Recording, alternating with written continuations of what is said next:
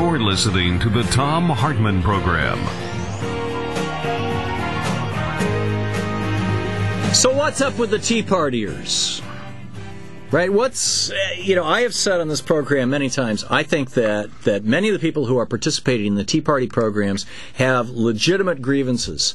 I am just as upset that we have given $700 billion to the banksters, and they're fixing to take $150 billion and hand it to themselves, put it in their own wallets, and stuff it in their own Swiss bank accounts as bonuses this year. That the guys who created this economic disaster, Bernanke and Greenspan and the whole bunch of them, including some who are right now in the Obama administration, like little Timmy Geithner, who's head of the Fed in New York, who could have stopped the real estate asset bubble that led right to this explosion, this depression, that they're still in power. I mean, I think that progressives and Tea Partiers, in many regards, have a lot in common. Is 2010 going to be the year of the Tea Partiers? Dan Gaynor with the Business and Media Institute, the T. Boone Pickens Free Market Fellow at the Business and Media Institute, businessandmedia.org is their website, is with us on the line. Dan, welcome back to the show. It's a pleasure to be back. Sorry we're not doing this by video. Yeah. But I do think this is going to be the year. I mean, that doesn't mean they're going to affect every election. But even Marcos from the Daily Kos admitted that the money that's flowing in right now into the New York Senate race was a big sea change for how Republicans gather money. And, while the Tea Party people are not, and the Republican Party is learning this, not diehard Republicans, they're actually conservatives. They're motivated by a chance to maybe stop the health care reform. So, you go across the country, they are impacting elections. They are, making their voice heard, not just in local elections, but on a national level. From your seat in a conservative think tank and as a conservative yourself, why do you think that there hasn't been a similar phenomena on the left? Well, I think there has. I think to some extent we've always, seen protest movements from the left. You can go back a long time. You and I, history buffs, we could talk all about, whether it's union protests or whatever. Yeah, the progressive movement, the populist movement, the anti-Vietnam War. Going into the 60s and the 70s, that's always been the case. This is, I think, one of the things that makes this very different and scares a lot of people, probably in the pillars of power on both sides, right, is the fact that this is conservatives who are upset and willing to take time off from their jobs or take time off from their families and go out and protest. You write that one of the biggest threats to Obama is the Tea Party movement. I can see where, much like, there are some progressive organizations, Progressive Democrats of America, for example, pdamerica.org, who are out there getting involved in trying to support progressive candidates, in some cases in primary challenges against sitting incumbents, Democrats who are not as progressive as we would like. And certainly, pushing progressive candidates to run in races that are open. And there's always been not always, but there's been MoveOn.org. Yeah, although MoveOn.org, I think, has become perceived as more mainstream than. Well, they're still far more progressive than the Democratic Party. But my point is that. It seems to me that the biggest threat to President Obama is not from the Tea Party movement; it's from progressives, real progressives, and the Howard Dean, the Democratic wing of the Democratic Party, saying, "Hey, wait a minute! We're 30,000 troops going into Afghanistan. You're bailing out the banksters. You're not going to do anything about their bonuses. You're not raising taxes on rich people. You're raising taxes on the health insurance plans of working. We got no single payer. We got et cetera." I think that his biggest risk is from his left, not his right. Well, and the only reason I disagree is because you guys, the left has the same problem that the right had during the last election.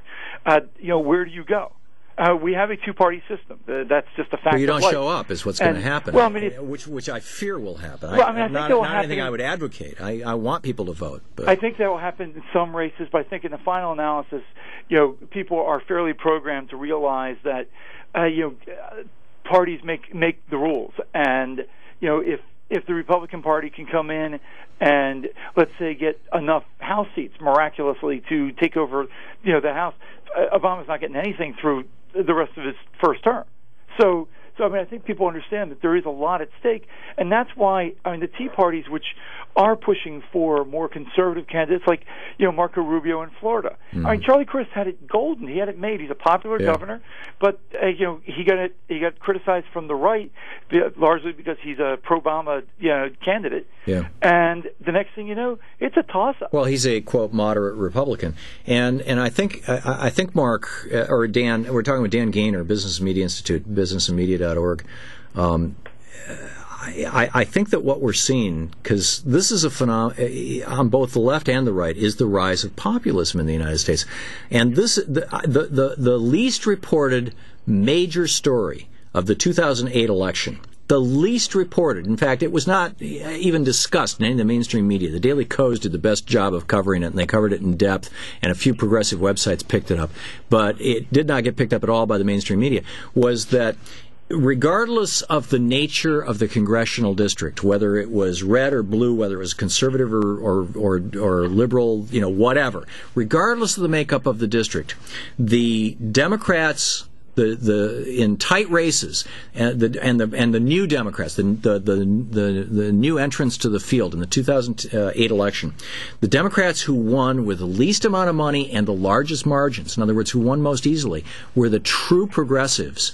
And the Democrats who really struggled, in some cases spending several $1 million of DCCC money to get elected, were the blue dog Democrats and the so-called moderate Democrats. They're the ones who are really having problems. Well, I think the same thing is happening on the Republican side. Yeah, and I think it's been going on for a while. I think what's happened, I mean, we can go back to Ross Perot. I think Ross Perot was just one. I think this is the same throw the bums out attitude. Frankly, if we were genuinely a three-party system or four-party system, one of the other parties would be in power very soon. Yeah. Because the two parties, both teams are not doing very well. Yeah. The Republicans overspent. Democrats come in and they try to outdo them and do so successfully. A lot of the people who have middle class people who have a stake, who feel like they want their children to have a better life than them, but they're now worrying about their retirement, worrying about government spending. How do we pay off all the massive spending from Washington? And politicians of neither side are being held accountable. And I think that's I don't disagree, and this is the great challenge, and this is why I think that there's a populist revolt happening on both the right and the left, and frankly, I think that there are many issues where our concerns are the same. I mean, there are other issues, obviously, where they're very different, but there are the economic issues. Well, even they get played out differently in some regard, but corporate. I think that there's right across the board in America, the Newsweek study that was done, 4 or 5 years ago, more than 87%, as I recall, of Americans that thought corporations had too much power in America.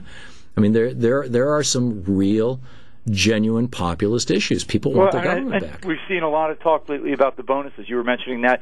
But I mean, that cuts across not just in corporate America. It also includes organizations like Fannie Mae and Freddie Mac, which announce bonuses. I mean, you imagine if pick a major company.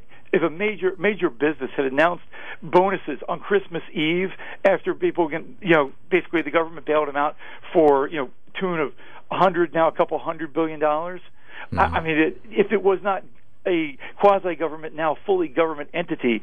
Well, it's not. They're not. These are not fully government entities any more than Goldman Sachs is. I mean, except we seized them. We were paying for them. Yeah, for the moment. But that's the thing. I mean, the same thing with the banksters. I share your outrage, Dan. I do, and I'm fascinated by this phenomenon on the right and the Tea Party movement. And I'm also fascinated by the fact that it seems to be fracturing. Which I think that's. In anything that builds from the bottom up, you're going to see that. Businessandmedia.org. Dan Gaynor. Thank you, Dan.